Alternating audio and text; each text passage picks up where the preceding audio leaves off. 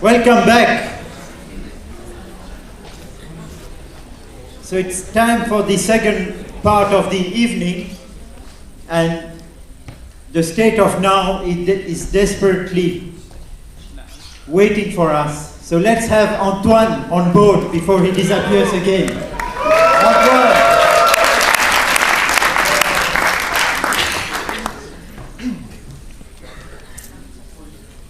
So, by now you probably all know that my name is Antoine, but what you don't know is that since 2001, when the 9/11 events happened, I've been really obsessed by trying to find out what's happening right now in the world. I remember that back in 2001, the way we were communicating, the internet was already at the middle of a breakthrough.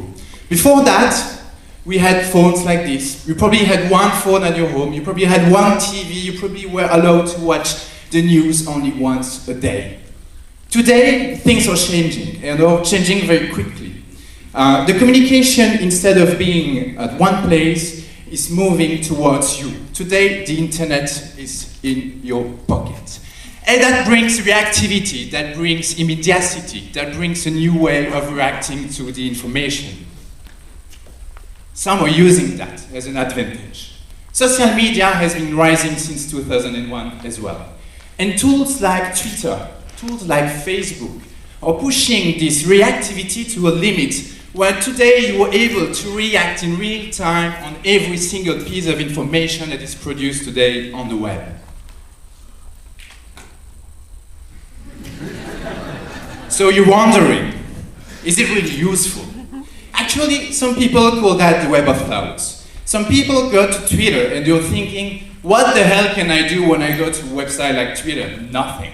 Some people are saying, maybe I can share that I'm drinking coffee this morning, maybe I can share that I'm having breakfast. So even people are sharing the fact that they're on the toilet. Not really useful, right?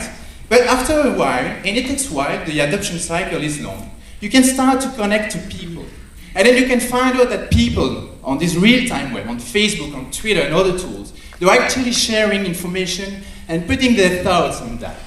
And by carefully choosing the people you're following, you can have a stream of information that matters to you. But there's a lot of people there. On Twitter today, there's more than 50 million people. On Facebook, 400 million people. If I had to look at the profile of every people on Twitter today and take 1 minute to look at it, it will take me 100 years to go through that.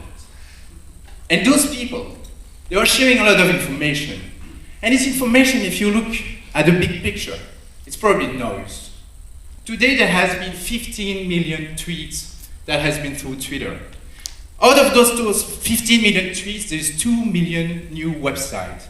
That's 30 websites every second. So how do I handle that load? Actually, by connecting to your friends, you're building human filters. You're actually asking your friends to filter the load of information that we're producing every day for you. So you should be very careful and select the good ones. Those people, they are streams of information. Your friends are like an amplifier. They're magnifying small subset of the real-time stream. And you have the chance to have a window on top of that. And that window that you have is what I call your state of now. What can you see through that window? You can see all those pieces of information that are shared obviously by your friends. But you can do more than that. You can engage conversation.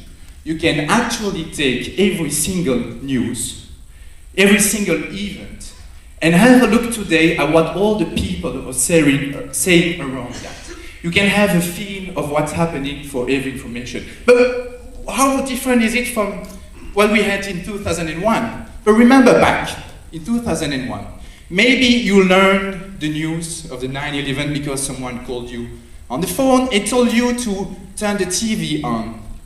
And then you saw probably the second plane that crashed in the second tower. So we had, in 2001, already the way of communicating. We had the phone. And we had a way of having real-time information. We saw it. But we only could sense the intensity of that. Probably we will We were able to count the number of people that pick up their phone. Maybe we knew how many people were on TV. Maybe we knew how many people were on the internet. But we had no way to know what they were saying. We had no way to see what was their own state of now. But today, because each of us have the chance to have its window on this real-time information, and because if each of us can interact with the information and engage the conversation there, today we can draw for each information a pulse. We can draw a social signal. We can feel what the world now is sharing. And the day where we will be all connected, the day we will be all able to share that, the day all the information will have the social signal, I believe that we will see the digital beat, the digital pulse of our world. So, we had a time before 2001 and 2001 where we had real-time information. Today, the real-time web is becoming like an amplifier of the immediacy. It's like a right angle to the stream of information that we have here. It's something that is very pervasive. It's something that is bidirectional. This is something that is helping us to have a state where we can see in a small window what is the tense of the world. We can see the whispering of the world, and we can nearly hear it. And the beauty of it is that by making your own connection, by selecting your own friends, your own people that influence you, we can all have a different window on the state of now. Thank you.